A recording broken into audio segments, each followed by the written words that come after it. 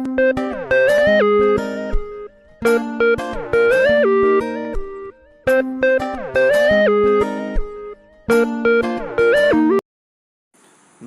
বন্ধু বান্ধৱীসকল, মোৰ ইউটিউব চেনেললৈ আপোনালোকক স্বাগতম জনাইছোঁ।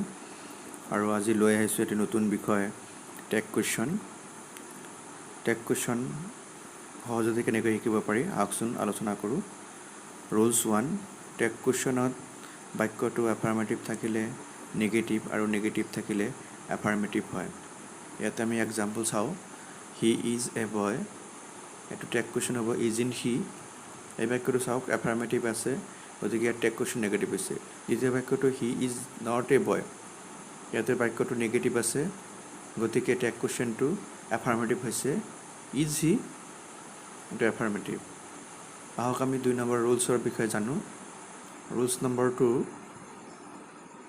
বাক্যৰ ছাবজেক্ট অনুযায়ী টেগ কুৱেশ্যনত সদায় প্ৰনাউন হয়। For example, Reena can swim. ইয়াতে চাওক ৰীনা মানুহৰ নাম, টেগ কুৱেশ্যন হৈছে ৰীনা কেন ছুইম। কেন শ্বি, শ্বীটো হৈছে প্ৰনাউন, গতিকে সদায় প্ৰনাউন হ'ব যেতিয়া নাউন আহিব। ৰুলছ নম্বৰ 3, যদি বাক্যটোত অক্সিলাৰী ভাৰ্ব থাকে তেন্তে টেগ কুৱেশ্যনটো অক্সিলাৰী ভাৰ্বেৰে আৰম্ভ কৰিব লাগে। ফৰ এক্সাম্পল, আগত দিছোঁ ৰীনা কেন ছুইম, ইয়াতে ৰীনা কেন ছুইম, অক্সিলাৰী ভাৰ্বটো হৈছে কেন, গতিকে এই কেনেৰে আমাৰ টেগ কুৱেশ্যনটো আৰম্ভ হ'ব। কেন শ্বি, এইটো হ'ব টেগ কুৱেশ্যন। যেনেকুৱা আৰু ইয়াৰ উপৰি আৰু অক্সিলাৰী ভাৰ্ব আছে, যেনেকুৱা have, has, had, am, is, are, was, were, be, been, এইবিলাক যিমান অক্সিলাৰী ভাৰ্ব আছে চবৰে আমি আৰম্ভ কৰিব পাৰি। আহক 4 নম্বৰ ৰুলছ আমি জানো। যদি বাক্যটো অক্সিলাৰী ভাৰ্ব নাথাকে তেন্তে টেগ কুৱেশ্যনটোত বাক্যৰ টেন্স অনুযায়ী ডু, ডাজ, ডিডেৰে আৰম্ভ কৰিব লাগে। For example, he plays football. He plays football, ইয়াতে কোনো ধৰণৰ অক্সিলাৰী ভাৰ্ব নাই, সেইকাৰণে ইয়াতে টেগ কুৱেশ্যনটো ডাজেৰে আৰম্ভ হৈছে। ইয়াৰ টেগ কুৱেশ্যনটো হ'ব ডাজেণ্ট হি। তেনেকুৱা ধৰণৰ যদি বাক্যটো ছাবজেক্টটো থাৰ্ড পাৰ্চন ছিংগুলাৰ নাম্বাৰ থাকে তেতিয়াহ'লে কি হ'ব, ডাজেৰে আৰম্ভ হ'ব। আৰু যদি ফাৰ্ষ্ট পাৰ্চন বা ছেকেণ্ড পাৰ্চন থাকে তেতিয়াহ'লে ডু ভাৰ্বেৰে আমি টেগ কুৱেশ্যনটো কৰিব লাগে। আৰু পাষ্ট টেন্সত থাকিলে ডিডিৰে আমাৰ বাক্যটো আৰম্ভ কৰিব লাগে। আহক কেইটামান উদাহৰণ আমি জানি লওঁ। এয়া চাওক, 2 নম্বৰ example, we see joker in circus, don't we. ইয়াতে চাওক we first person plural number, গতিকে ইয়াতে ডণ্ট হৈছে। হি ডাজ নট গ' দিয়াৰ, ডাজ হি, ইয়াতে কি হৈছে, থাৰ্ড পাৰ্চন ছিংগুলাৰ নাম্বাৰ, গতিকে ইয়াৰ লগত ডাজ হৈছে।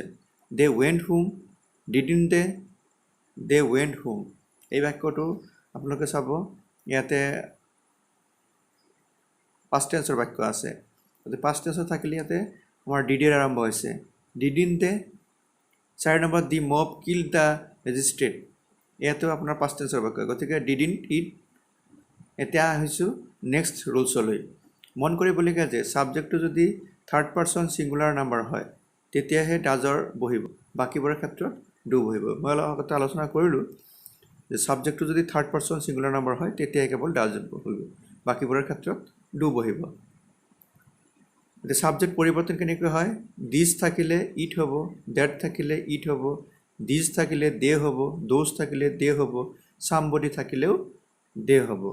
এনেকৈ আমি ৰুলছবিলাক ফ'ল' কৰিব লাগিব। নেক্সট চাওক example, this is my book. এইটো টেগ কুৱেশ্যন যদি আমি কৰোঁ তেতিয়াহ'লে হ'ব ইজিণ্ট ইট, এতিয়া দিছ আছে সেইকাৰণে ইট হ'ব। 2 নম্বৰ আহিছোঁ, চামবডি ইনভাইটেড মি। ইয়াতে চামবডি ইনভাইটেড মি, কোনোবাই, এতিয়া এইটো কি হ'ব, চামবডি ইনভাইটেড মি, ইয়াতে আছে ডিডণ্ট দে, চামবডি থাকিলে কি হ'ব, দে হ'ব। আশা কৰি বুজি পাইছে। ইয়াৰ পিছত ৰুলছটো হ'ব নেভাৰ, লিটিল, চেলডম, হাৰ্ডলি, নান, নবডি, নাও হিয়াৰ, নাথিং আদি ভাৰ্ব থকা বাক্য সদায় নেগেটিভ ধৰা হয় আৰু টেগ কুৱেশ্যনটো সদায় এফাৰ্মেটিভ হয়। এই বাক্যবোৰ সদায় আমি নেগেটিভত ধৰিব লাগে টেগ কুৱেশ্যনৰ ক্ষেত্ৰত, আৰু এফাৰ্মেটিভ হয়। চাওক উদাহৰণ, হি চেলডম কামছ হিয়াৰ। ইয়াতে যদিও নট নাই কিন্তু চেলডমছ আছে, গতিকে ইয়াত নেগেটিভ ধৰা হয়, সেইকাৰণে ইয়াৰ affirmative হৈছে টেগ কুৱেশ্যনটো ডাজ হি 2 নম্বৰ চাওক ৰাম হেড নাথিং হেড হি ইয়াতে নাথিং শব্দটোৱে নেগেটিভ বুজাইছে গতিকে টেগ কুৱেশ্যন হৈছে নাথিং হি নেভাৰ চিন দ্য তাজমহল নেভাৰ আছে গতিকে নেগেটিভ বুজাইছে ইয়াৰ টেগ কুৱেশ্যন হ'ব ডাজ হি আহক নেক্সট ৰুল আমি জানো ৰুল নম্বৰ 5 ইম্পাৰেটিভৰ বাক্য টেগ কুৱেশ্যনত উইল ইউ বা ওন্ট ইউ হয় ইম্পাৰেটিভৰ বাক্য যিবিলাক থাকিব সেইবিলাকত আমি চকু মুদি উইল ইউ বা ওন্ট ইউ দিব পাৰি চাওক example don't make a noise will you open the door won't you speak the truth won't you write a letter now won't you এটা চাওক প্ৰতিটো বাক্য কি হৈ আছে আপোনাৰ ইম্পাৰেটিভ আছে ডোন্ট মেক এ নইজ ইয়াতে উইল ইউ দিছোঁ open the door won't you speak the truth won't you এনেকৈ আমি বাক্যবোৰ কৰিব লাগিব নেক্সট ৰুললৈ আহোঁ আমি ৰুল নম্বৰ 6 ইম্পাৰেটিভৰ বাক্যটো যেতিয়া লেটাছেৰে আৰম্ভ হয় তেতিয়া টেগ কুৱেশ্যনত শ্বেল উই হয় কোনো বাক্য যদি লেটাছেৰে আৰম্ভ হৈছে তেতিয়াহ'লে সেই বাক্যটো টেগ কুৱেশ্যনত শ্বেল উই আমি বহাব লাগে যেনেকুৱা এক্সাম্পল দিছে let us to the party বোলে আমি পাৰ্টি কৰোঁ বা পাৰ্টিলৈ যাওঁ ইয়াতে shell we 2 number let us do দিছ ইয়াতেও কি হ'ব শ্বেল উই অৰ্থাৎ বাক্য দুটা লেটাছেৰে আৰম্ভ হৈছে কাৰণে ইয়াতে শ্বেল উই হৈছে কেইটামান উদাহৰণ আমি চাওঁ some exercise my brother is a teacher isn't he এইটো ইজিণ্ট হি হ'ব I am happy aren't I ইয়াতে মন কৰিবলগীয়া যে আইৰ লগত যেতিয়া I am হ'ব তেতিয়া টেগ কুৱেশ্যনটো এম নাথাকি আৰ হ'ব aren't I যেটো পজিটিভ আছে এইটো নেগেটিভ হ'ব তাৰপিছত চাওক there is a house isn't there you love me don't U